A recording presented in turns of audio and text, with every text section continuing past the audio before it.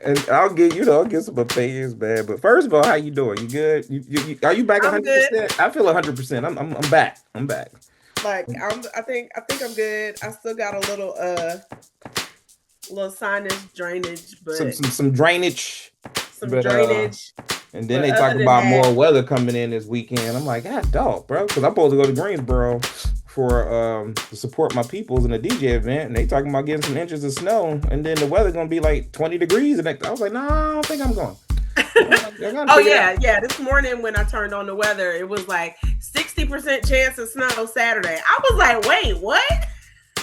And as I said that, a text just came by because I'm on my Mac, so I can get my text. Like my text messages come through my Mac as well. Mm-hmm. As I said that, FYI, the event has been rescheduled for February 28th due to inclement weather this Saturday. Well, there you go. G Burrow won't be seeing me. I love y'all up there. I was gonna have some brunches and some dinners with some folks. What's up, Jack? Ain't coming. Well, I'm not gonna get into the obvious topic just yet because we I would like to actually talk about football before we talk about Before we talk Belichick. about this, I mean, let's talk about football. And speaking of weather and balmy and cold and everything, good lord, that that AFC Championship game was was a abysmal. mess. That was a hot. You can't say a Oh hot my mess god! because it wasn't hot by any means. It was a I, mess. and and the crazy thing is this: when um Sean Payton elected to go for it Mm, and not take the point, I'm mm, yelling at the TV. I was like, everybody, take the points, everybody take the yelling at points. the TV. Yeah, kick the field goal, take the points, go up 10-0. But then near the end of the game, like I was in the group text talking to some friends, and I was like, bruh, if this game was actually tied up 10-10, we would have to keep playing till damn near midnight for somebody to score. Because I was like, That's a this good is point because nobody could terrible. do anything in that Yeah, second I half. was In that like, third, in that fourth quarter, that it was a wrap. It was a yeah, complete I wrap. was just like, there's no, I said, could you imagine that? And then, one person, because I guess they weren't thinking about the fact that it was the championship game, so you got to have a winner. Yep. And they were like, well, no, because you just play one quarter. And then we were like, nah, bro, that game can't end in a tie. Nope. Nope. And he was like, oh, you're right. I said, yeah. And I told him, and Keep going. I said, and they won't start the next game until that game ends. Right. And he was like, are you sure? And I was like, yeah. I said, you remember the year the Panthers and the Rams were in the championship game? And they traded field goals back and forth, back and forth, back and forth, like 5-6 times. I was like, they did like two. I was like, they did like 2 overtimes. And he was like, really? I said, yeah. I said, and they couldn't start the AFC. I was like, the teams for the AFC Championship game had to go back in and warm back up, like go in and then came back out to warm up before a second time because they wouldn't start that game until they had a winner for the NFC. Damn. Shout out to Tony Romo for trying his best to sell that game and keep people watching. Because he was like, and so in the next quarter, this team is going to be going with the win, so they'll have a chance to score. And this He did I was all he like, could. Tony, ain't nobody scoring in this crap. Tony, stop. Ain't nobody scoring. Did you see that? It's just a mess. Oh, and it was crazy because he was like, and then the Patriots, they can score. And then this, I was like, no, nobody's scoring. It was such a dramatic change in the weather. And it was like that. Like if you had, because now of course they're showing that game and the NFC Championship game on NFL Network. Oh well, NFL Network, they're obligated. Yeah, they're showing it now on NFL Network until the Super Bowl. Right. So they'll give you all the playoff games to show you how they got there. Yeah. We're gonna talk about that. But if you just watch, like if you just tune in for the second quarter to like maybe 5 minutes into the third quarter, you'll be like, did we move cities? Like it's almost like watching the game live. It was such a crazy transition where you were just like, that, like it was the definition of that escalated quickly. yeah.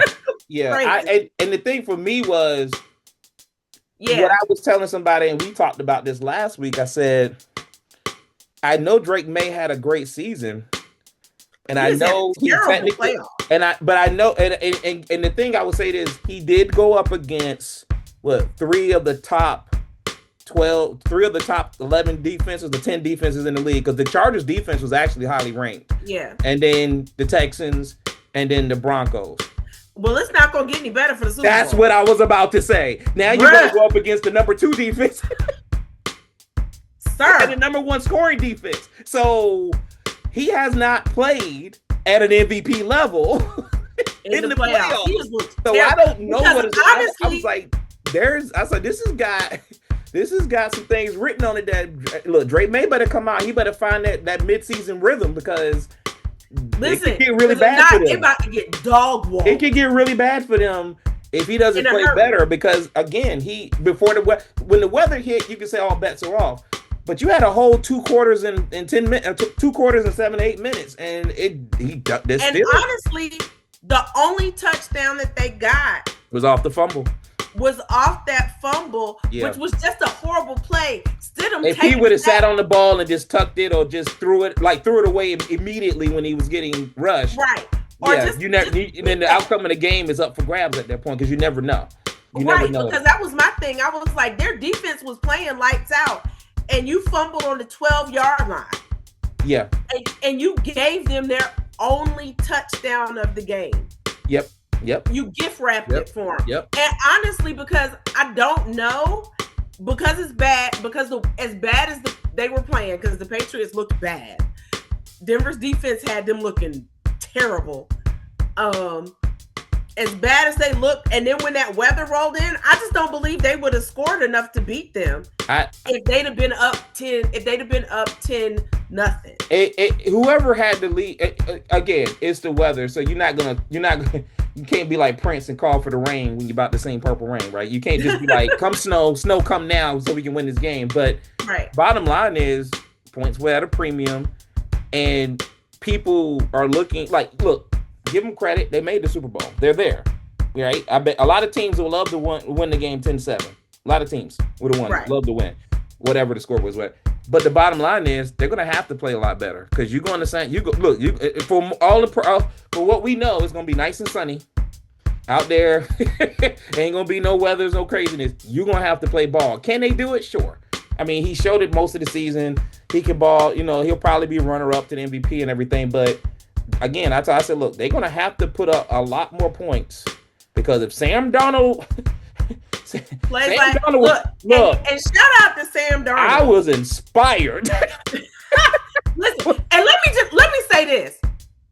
If you are just a fan of football, oh my God, that was absolutely a masterclass in quarterback play. Because let's not act like Matthew Stafford didn't ball.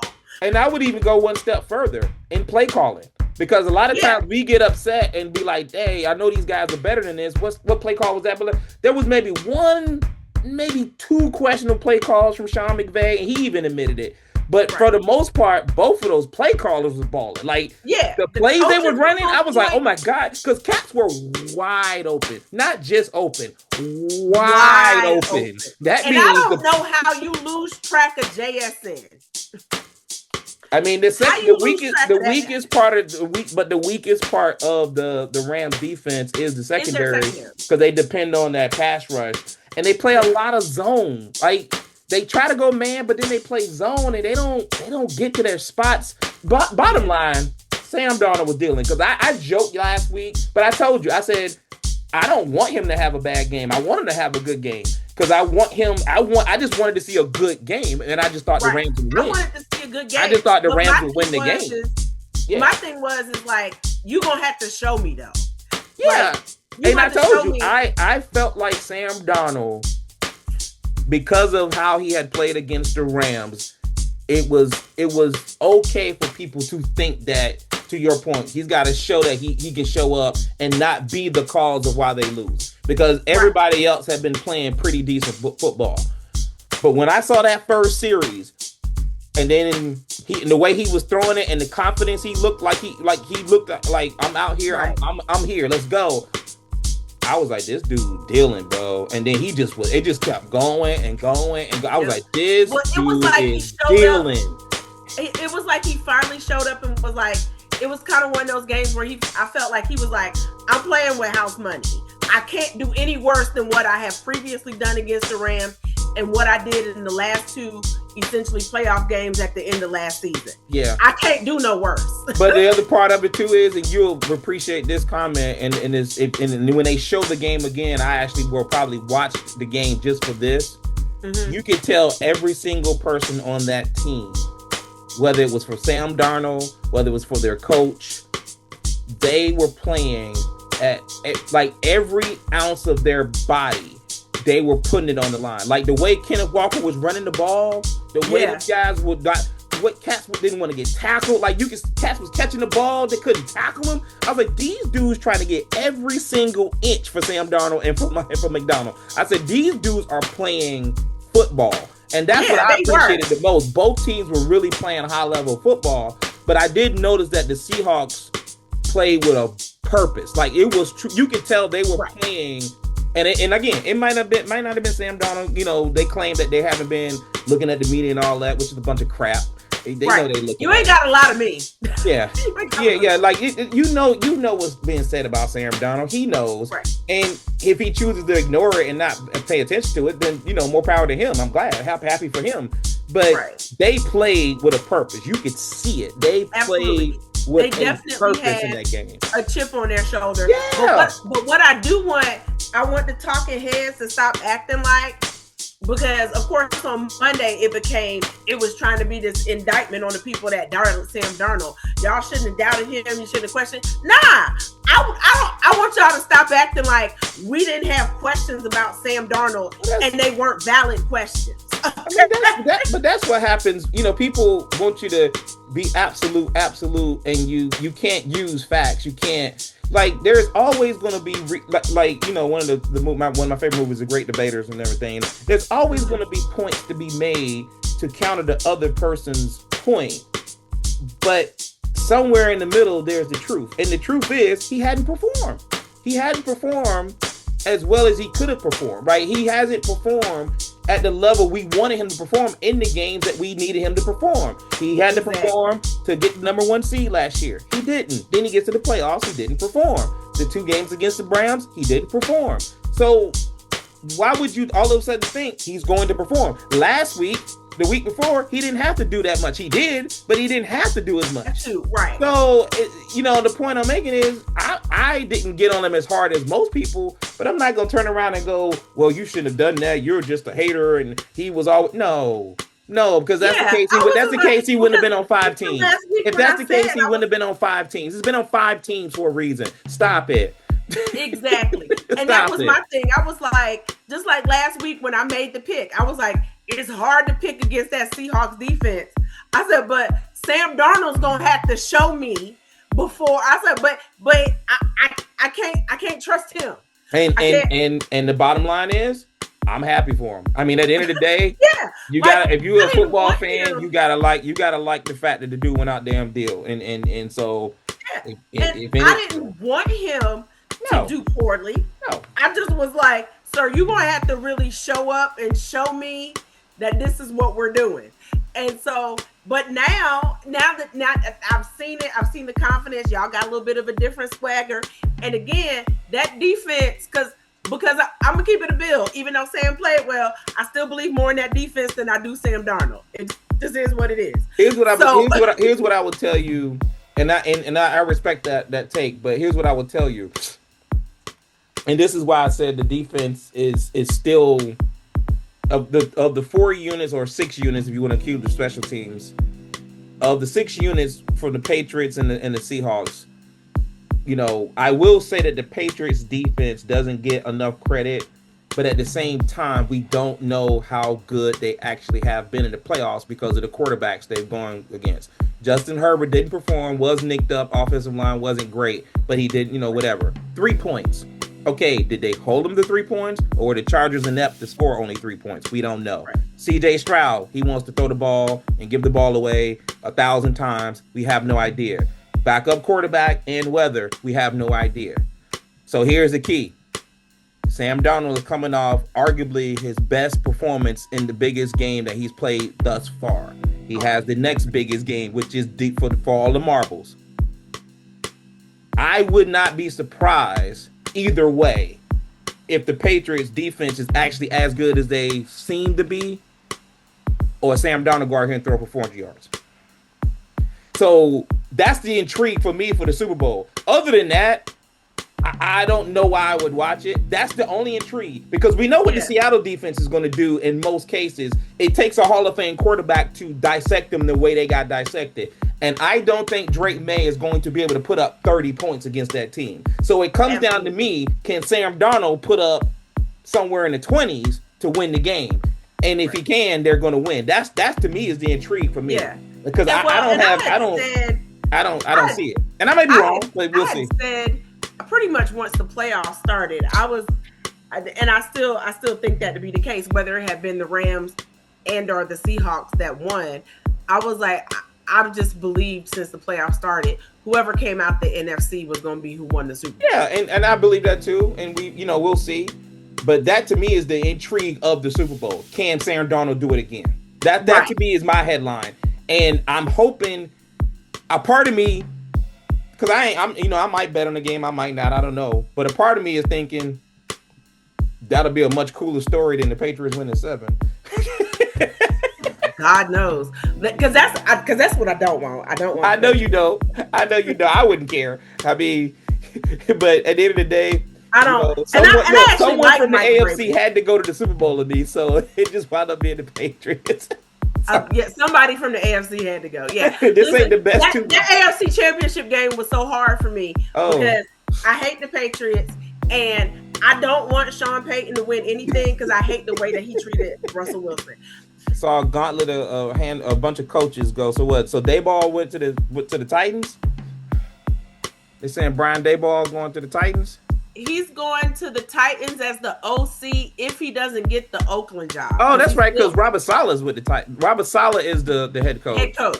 And so he's thinking that, but he's trying to what job he's thinking about trying to get? Oakland? Daboll has signed a contract to be OC if he doesn't get the head coaching job for the Raiders. For the Raiders, I said Oakland, Lord, Vegas. Okay, that kind of makes sense. You know what? That actually would be a good choice for the Raiders, I think, probably. I mean, I know we're not the biggest Brian Daboll fans, but I mean, they don't have no quarterback. So I'm about to say, but they're going to draft one. That's the point I'm getting to. If they draft Mendoza, he's always been good with young quarterbacks. So think about it. He got Dart kicked off. He was pretty good with Josh Allen. I mean, he's got a track record. So, and Mendoza, like I said, much respect, bro, because that kid can play. So I think that might be a good move for them, but we'll see.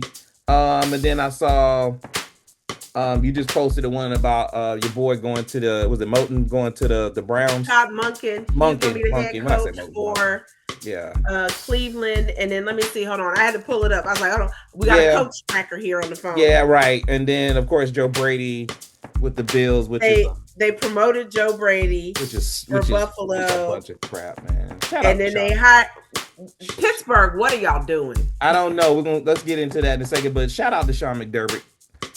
Hold your head up high, sir, because they out there just trying to trash you.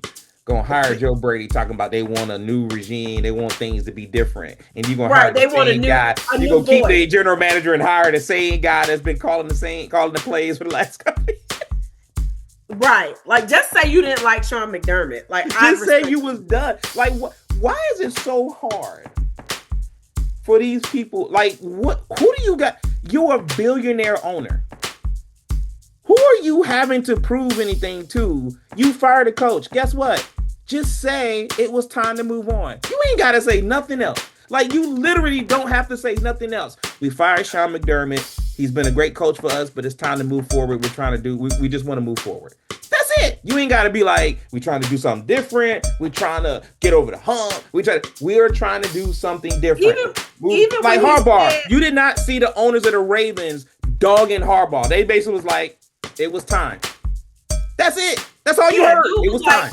Dude was like, it was time. He was like, I appreciate everything John has done for us. I appreciate you. You've done everything. That you brought the championships here. Boom, boom, boom. It was time. Done.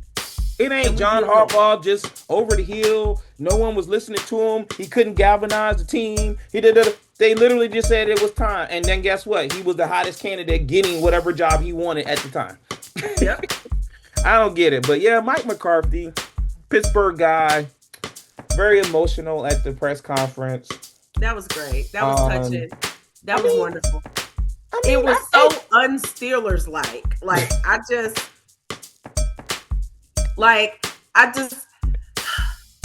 It's weird.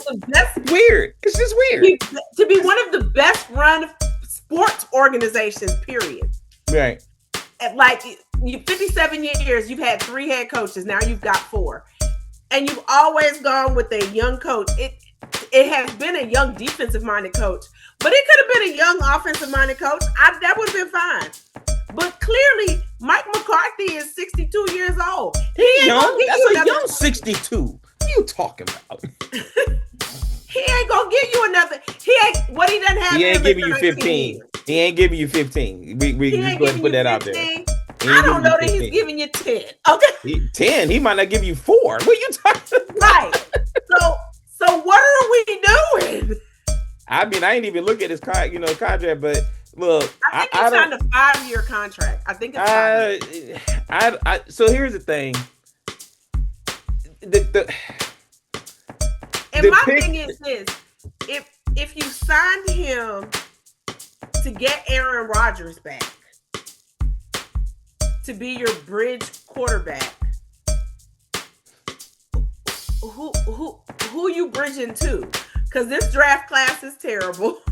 Well, they had a guy they drafted last year. I can't think of his name, but he's in the house. So maybe you think Will Howard. Will Howard. He was like a 5th or 6th round pick. Will Howard. Yeah, him. So and maybe they said that he's got some potential, and maybe McCarthy and Aaron Rodgers could work with him. They said Aaron was actually having him work with him a little bit, but that's probably the plan. That's the obvious plan, like the obvious think. Okay, we hire McCarthy. We'll have McCarthy for 4 or 5 years. Maybe we can get Aaron to stay 1, maybe 2 more years. We develop Will Howard, and maybe we can make it back to the playoffs. If not, everybody knows what's going on. And then maybe we can draft a couple of people in the next couple of drafts, not necessarily a quarterback, whatever. I think that's the obvious plan. But see, here's the thing, though. My thing is like, I felt like hiring Mike McCarthy, that's still and keeping Aaron Rodgers, that's still like they did this year, my sign that we're all in trying to make a push to get to the Super Bowl. Because Mike Tomlin gave y'all a gift. Because as long as Mike Tomlin was there, y'all was never going to have a losing season. Clearly that ain't in his DNA. Mm-hmm. So you were never going to hit a rebuild. And you need a rebuild. This was your opportunity to hire that young talent, be it defense, offense, whatever, and just be like, okay, we're gonna have 2-3 bad years where we gonna go 4-12. We're gonna get 5 wins, but during that time, we'll be able to draft the quarterback of the future because we'll have a high enough pick to get somebody. Not in this draft class, but in the next one, because the next one allegedly is supposed to be hot. Mm-hmm. So you could have done that, retool. Your defense is old. You're going to need to draft some new defensive players. You need an O-line. Your O-line is trash. Like, Mike Tomlin gave y'all a gift. Y'all weren't expecting to have to replace him, but he stepped down. And so you should have been like, let's get this young guy in here and let's just 2-3 years, we're going to be in the struggle, and then we can be back to Steeler football. Instead, y'all have gone back to being, because here's the thing, Aaron Rodgers is going to get you more than 5 wins. Well, he just did. So you're still not going to be able to rebuild if you bring Aaron back. I think the point is, I don't think they're thinking that. I think they're thinking to continue to win. So this is what I would tell you, what I saw when they did that. It's a weird hire because we're not used to it. What they're probably saying is, we don't want to rebuild, we still want to win. And the reason why they're probably saying that, and just my thought, is the Steeler fan base can be unforgiving, even in the sense of saying, like they're not used to that thing you just said, rebuild, because they haven't had to be used to it. So they're used to, okay, we get wins and everything. And remember, last time we saw Mike McCarthy, he was actually winning a lot of games. Dallas just got rid of him. Like, and so Aaron Rodgers is good enough to get you more than X amount of wins in a season where you're not going to be a high pick. And maybe the defensive contracts, I think that a couple of them are expiring next year. So I think they're just trying to ride out one more year and then maybe see what happens in the draft, because you can't, like, to rebuild, you technically would have to start getting rid of people. And if they get rid of people, they're going to take cap hits anyway in the defense. So I don't know. I think it might be a money thing also, because they can't technically just cut the defense, because they don't have enough picks. I mean, they can't cut. They can, but the money is going to be eaten up anyway. So I'm wondering if they're like, look, you know what? Let's just ride this thing out one more year. If I get Aaron back, and maybe the plan is to develop Will Howard and then look for another quarterback to bring in. Hey, you got Kyler Murray sitting out there now. That's money that you may have to take, but you can work something out with the Cardinals and say you pay a little bit of salary and take them, blah, blah, blah. So there might be a couple of options out there, but Aaron Rodgers is definitely not the future, and Mike McCarthy is a weird hire because they don't normally do that, to your point. Right. And it was going to go, I thought it was going to go and Flores and just. But that's the thing too, though, Pete. Mike McCarthy's not the future. No, he's not. He's not. But I think that's what I'm trying to tell you. I literally think the Steelers did a 180 this time. I think they're saying to themselves, we still want to be contenders. And they may be making a dumb decision. We're not used to that. We're not.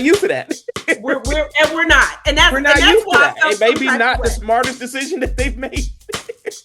And that's why I felt some type of way, because I was like, this is a terrible decision. I ain't mad at Matt McCarthy. Go get paid, go back home. I'm not mad at Mike McCarthy. You gonna hire me? If you remember, and you're right, the Steelers fan base isn't used to it.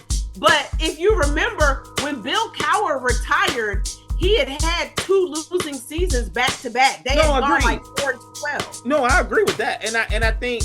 So they've been there before, but because they had Mike Tomlin for 19 years, they didn't have to. They you can make a case half of those years they completely overachieved. Like, it was an egregious, not overachieved, egregiously overachieved. I do want to bring up, because I have been waiting to see how the coaches were going to pan out, and I was listening to Freddie Coleman and Harry Douglas, which is one of my favorite shows to listen to. I love Freddie Coleman. That's my dude. And Harry has come a long way. Like, when he first started on the shows and everything, I was like, Harry has come a long way. So I like their little dynamic that they have. And I tried to call him the show a couple times, send a couple tweets and everything. Actually, Harry replied to one of my tweets.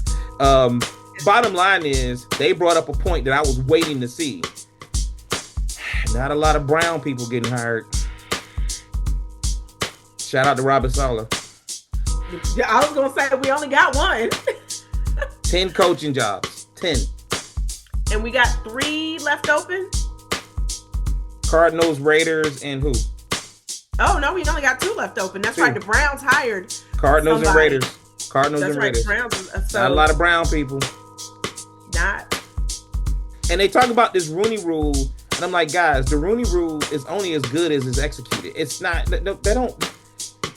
You think the Bills brought in a minority candidate? No, they did. They interviewed was it Anthony Lynn? They brought in Anthony Lynn. Thanks for showing up, Anthony. Take your gift bag on the way out the door. Thanks. Yeah, they weren't gonna hire him. They interviewed him because they had to. Like, that's what I'm saying. These people. There are certain situations where we know what teams may get rid of a coach and not have a plan. But what I do know is, in the midst of them creating that plan, they lock in on the person they really want. And then if that person doesn't happen to just be brown, it is what it is. I gotta be honest.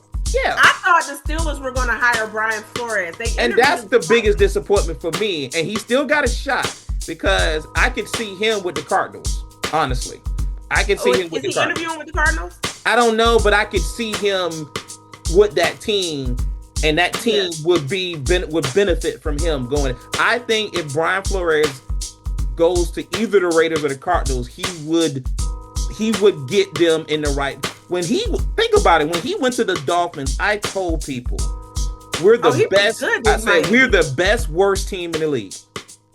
Yeah, no, he was because he coached them. He coached them in a way that he learned from the guy that got snubbed for the Hall of Fame. He coached them in the same blueprint, the same way Vrabel coaches. So I feel like that man deserves another shot. And I just think it's going to be a tragic if he doesn't wind up getting one of these jobs. And this will be one of those situations where a few years ago, it was, like I said in the last show, Eric Bieniemy must have been rubbing people the wrong way because there's no doubt in anybody's mind that guy's offensive mind should be, you should be giving him a chance to see if he can be a quote unquote CEO of a team and coach a team. Right. But Brian Flores had shown you he can do it. He got pushed out the door. He didn't lose and go. He got pushed out the door because of politics, because of bull crap. So I'm upset at the fact that the Steelers did not go that route. Okay, they have their reasons, but if no team picks him, I put my hands up. I get Anthony Lynn, all those dudes. I get Johnson, the DC at the Broncos, like all those guys. They've been coaches too, and they've been, But Brian Flores, to me, got a short stick. Like he got the short stick, and he had us headed in the right direction. Absolutely, he did. He had us going. He progressed us, and the mindset and the attitude of how those guys were playing. Every fan of the Dolphins loved those teams. Just watching them, even when we lost the game, you could see like Todd Bowles. It effing hurt. Right. And then this man got pushed out the door because he didn't want to tank. So I'm gonna ask this question before we start talking, because I think most of us that's in the crew view the Patriots in a way that, well, at least for me, I view the Patriots in that era in a way, regardless of the Spygate, Deflategate, and all that stuff, because I view them in a way that people hated them, and I used to always say, don't hate them, beat them. But when they did win, I will never, ever, and I know this is how the world kind of works at times, but I will never, ever be mad about people winning.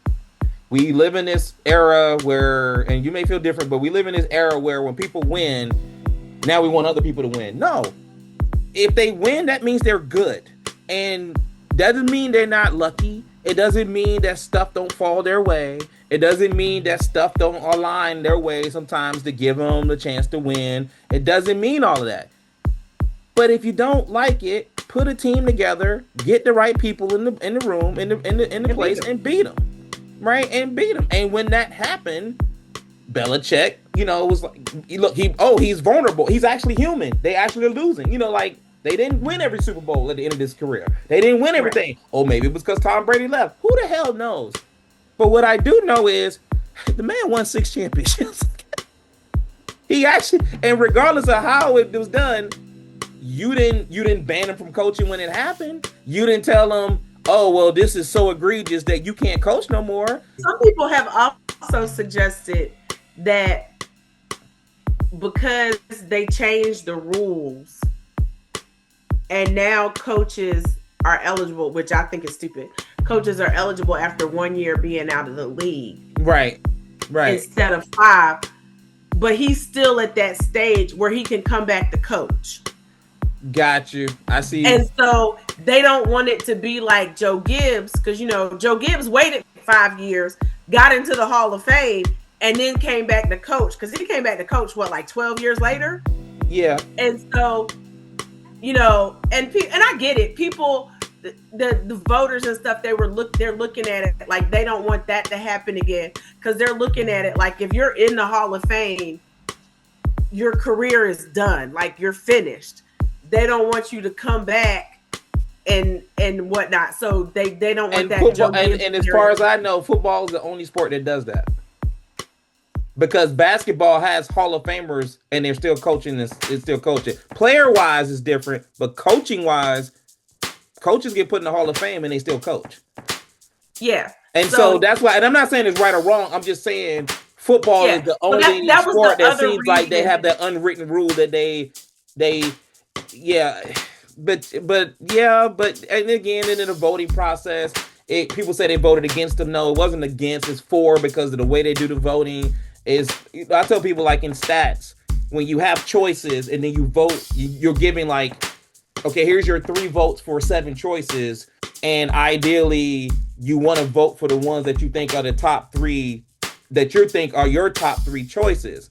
But the problem is, if you're thinking subjectively, I want to make sure this person gets in, and I know this person's probably going to get enough votes, then you could wind up with a situation where someone gets left out based on the type of voting that you're doing. So there's a couple of things out there where it's like the technique, the voting process, the eligibility, all that stuff. But at the end of the day, why wouldn't... Well, and that was the other thing that I thought it was weird, because I was like, if the coaches, you've made the coaches now eligible after a year, right? Which is dumb, because I'm like, Mike Tomlin clearly is going to sit out a year. So that means next year he's eligible for the Hall of Fame, but everybody expects him to come back and coach again.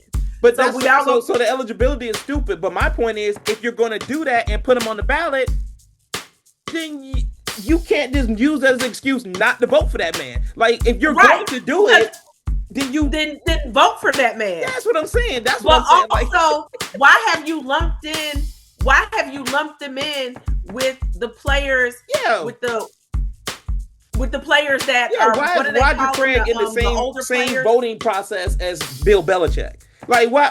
Like, and I'm not... It's nothing against Roger Craig, but I'm like, why are the coaches getting bumped in with senior players? Let the senior players be over here. Let your coaches be over here, or contributors. You can have coaches, contributors in one room, and players in another room, and have that as a separate thing. And then that way, why have y'all lumped that all in together? Because I was like, stupid. You were looking for this, and honestly, I don't know. Like, people are speculating, and I feel like people have used Spygate and Deflategate. You can't, and all of that, because here's the thing.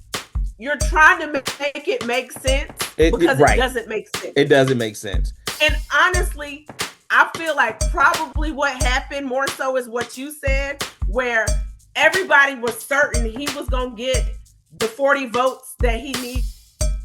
The 50 votes that he needed. I know Luis is going to vote for him, so I'm going to go ahead and vote for these other 3 people. And then you're going, well, I know Pete's going to vote for him, so I'm going to vote for these other 3 people. Then we both don't vote for him. Right. And then you look up and you were like... It's still stupid in the process. It's still stupid. Because out of 7 people, you're giving me 3 votes. Right. So, because again, it's like, we have 5 people to vote for. Oh, something like that, 5 or whatever. I get 3. Like, just put all of them up. Yes or no, 80% per person.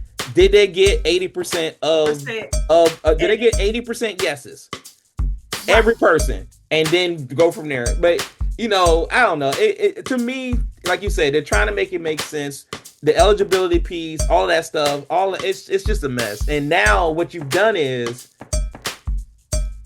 people say we still can make the Hall of Fame and all this stuff and everything. I said, but there is levels to how now we are judging people from a Hall of Fame perspective because of the years and years of seeing certain players that we felt should get in. Some players that we were like, he got in. And so now first ballot Hall of Fame is something to actually be proud of for your legacy. That is a thing now. Like, that is it wasn't probably a thing back in the day to a point, because as many people that was in the Hall of Fame, they probably weren't putting that many people in every year. But now it's a thing. So now, because now they're putting in everybody. Yeah, you put in everybody. So then all of a sudden, how can you justify putting in? Sorry, Bears fans. Brian Urlacher should not be in the Hall of Fame. And again, I won't. You say that, and I'm not going to debate you on it, even if I believe it differently, because it's so subjective and it's so crazy that now you've created even more of a subjective feel to the Hall of Fame, where people can't even take it serious anymore. Like, how can I take it serious? If that, like Bill Belichick, as everybody has stated, is the most accomplished coach in the history of the game, in the collective sense of every single accolade you can have. Championships, playoffs, division wins, You know what I'm saying? The only thing he don't have is all wins because my coach, Don Shula, coached until he was 130. So the bottom line is, as much as I, as a Dolphins fan, don't want to sit here and defend a Patriots coach or a Patriot in general, I respect the game. And I respect the fact that they kicked our asses when we had a chance to win. We beat the Patriots a little bit back in the day, a little bit here and there. But when it came to Belichick, and people listen, because here I will say this: Tom Brady couldn't beat the Dolphins with Jason Taylor and Zach Thomas in Miami to save his life. He couldn't do it. And that's what I'm getting to. Like we had our moments against these great teams or against these Belichick coached teams, but all of us recognize the game that we all were in the same boat at the end of most of those seasons. We were all losers because they won 6 freaking championships. So this, like, I don't have to state what everybody has stated, but what I will say is this: there are situations in life where when you get it wrong, to your point about Jeff Saturday, as quickly as you made coaches eligible in the first year, you can turn around and say we screwed up and fall back on your sword. Back on your sword and good. They won't do it, but they can.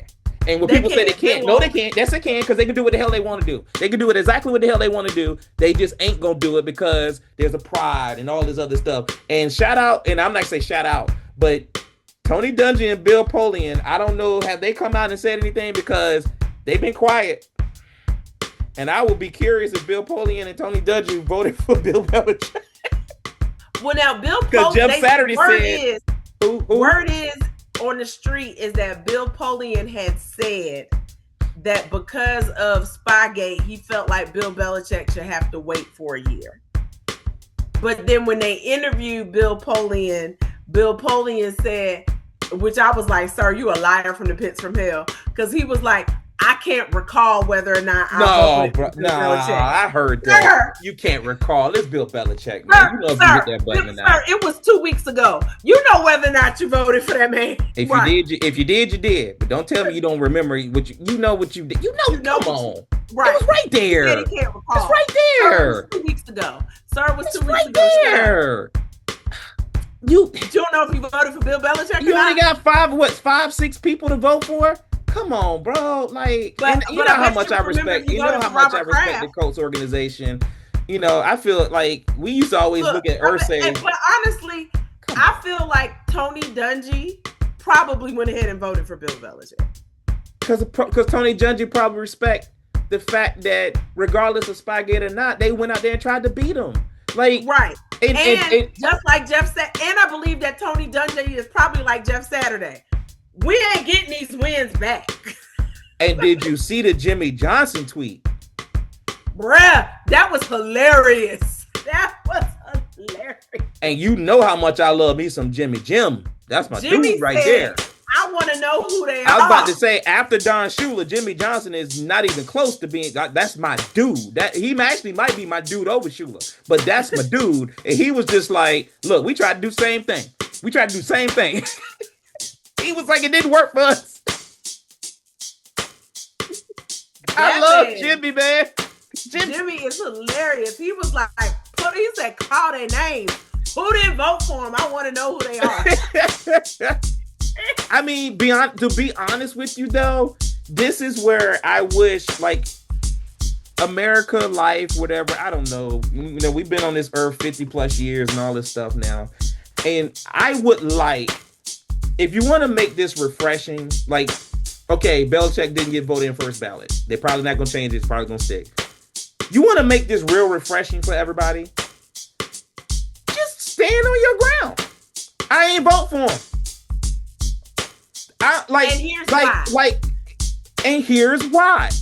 And I would, if I said to you right now, I didn't vote for Belichick because of the way he handled the media, the way he did this, the way he did that, way he did that. It could be the dumbest reason in the world. But if I tell you that's why I didn't do it, let's have a conversation about it. Let's respect, hey, Pete didn't vote for it. Now, I don't agree with him. That's crazy. And he should know better. But damn, he didn't come out and say it. No, now we got to speculate. Now we got to throw stuff. And then it blows up so big Now you're scared to come out and say it. Because now if you said you're falling into a deeper hole of a bunch of crap, then you could have just came out like, nope, I didn't vote for him. Nope, sure didn't.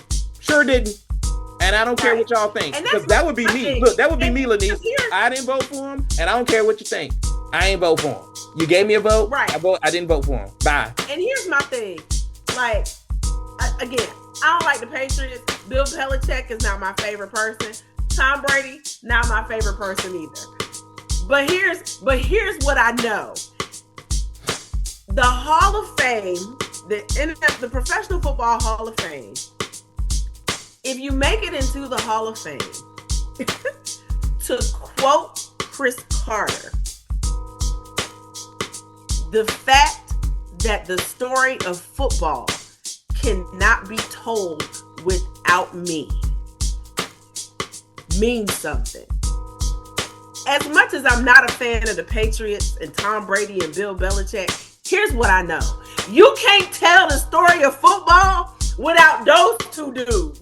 It's really, and I think that's you just can't. You just hit on the right. I think you just hit on the right point. It's not. This is bigger than Belichick. Right. Yeah. This is bigger than Belichick.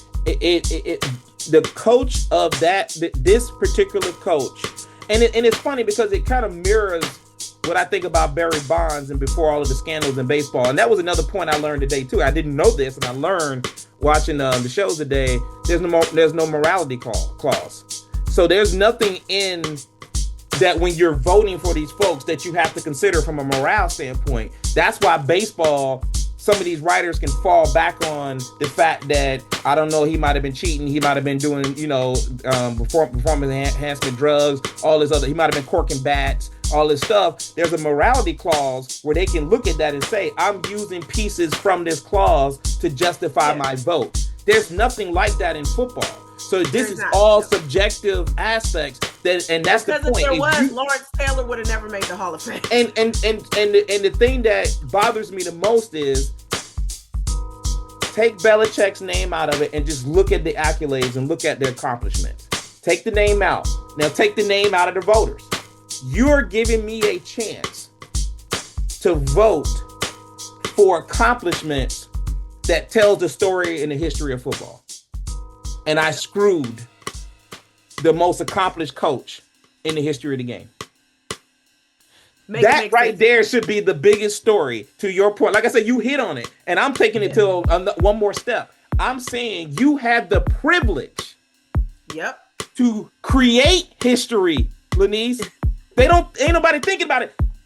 You gave me the honor to vote people into the hall to create history, to create the next set of people that we get to celebrate to go into the hall. To tell the story of football. And you took that away. Can you imagine if the Patriots win the Super Bowl? And can you imagine Belichick not being in Canton this summer and all those Patriots fans going, you just took that away from me. I had a chance to celebrate, even as a Patriots fan, even if they don't win, I can't celebrate my coach. Well, and the thing is you're going to make me wait for that celebration. Really? Huh? What you say? Well, more than likely, Robert Kraft is going to get in this year as a contributor.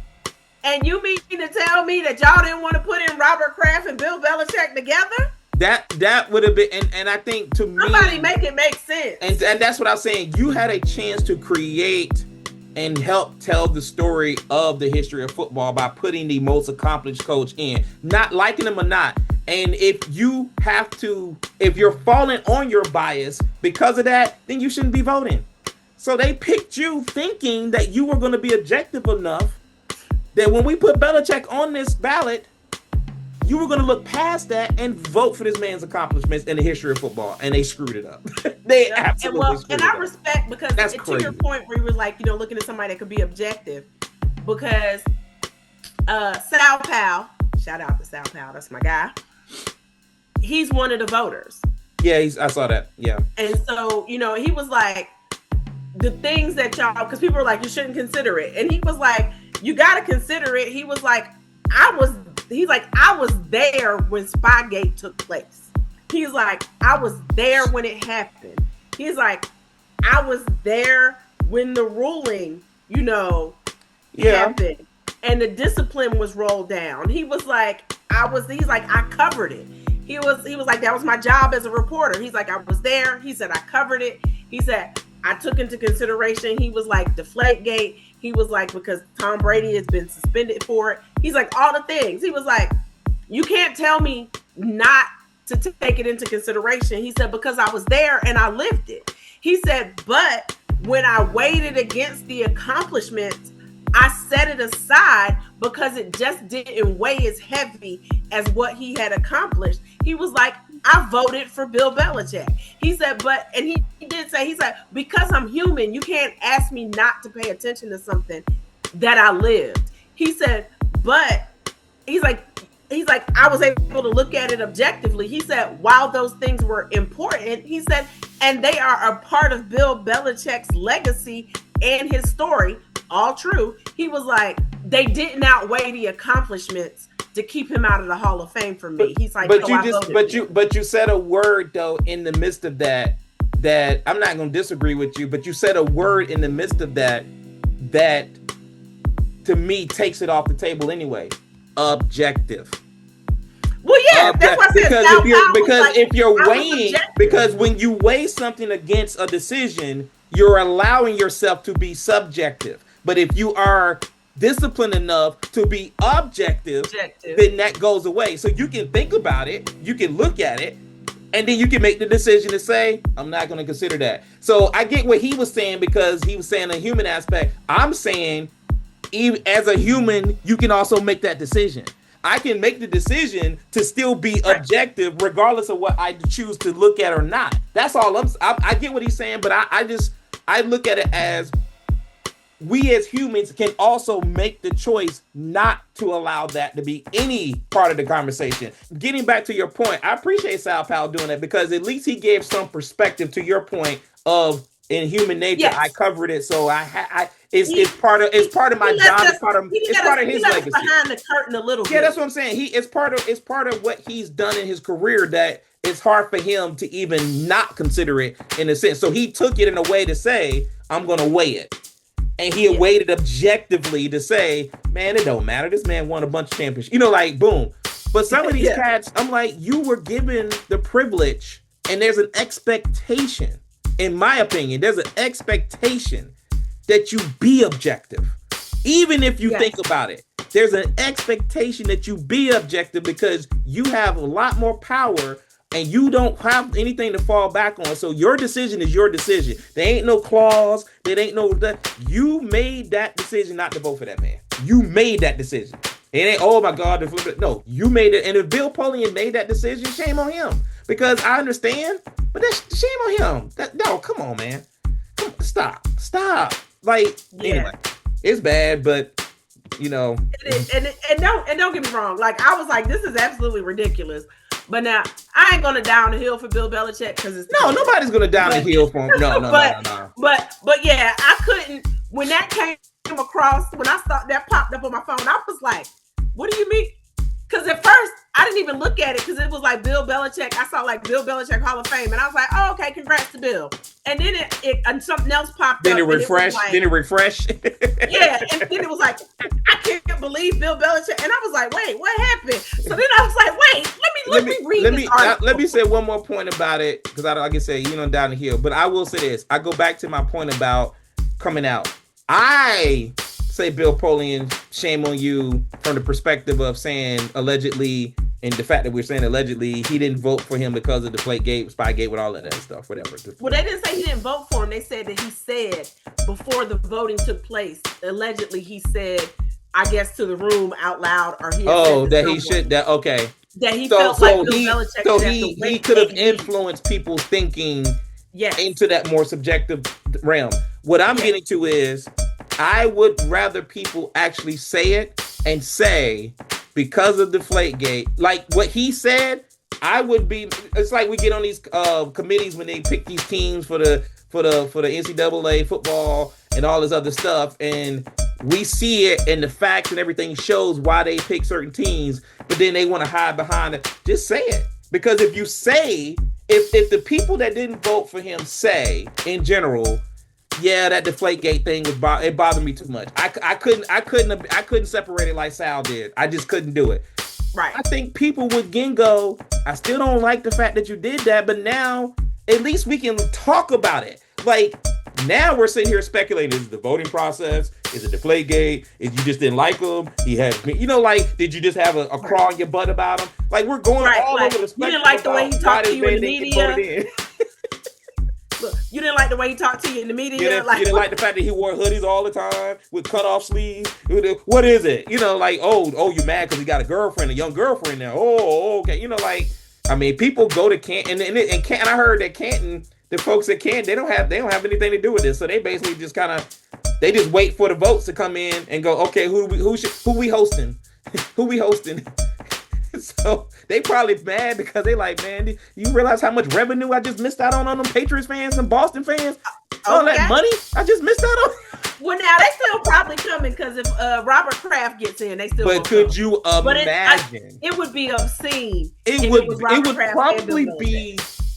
probably be nauseous. It would probably make you nauseous of that many. It would definitely be a year that I wouldn't watch the Hall of Fame. I would just go back and pick. You couldn't. First of all, I don't want to hear Robert Kraft talk. Second of all, I don't want to hear Bill Belichick talk, for that matter.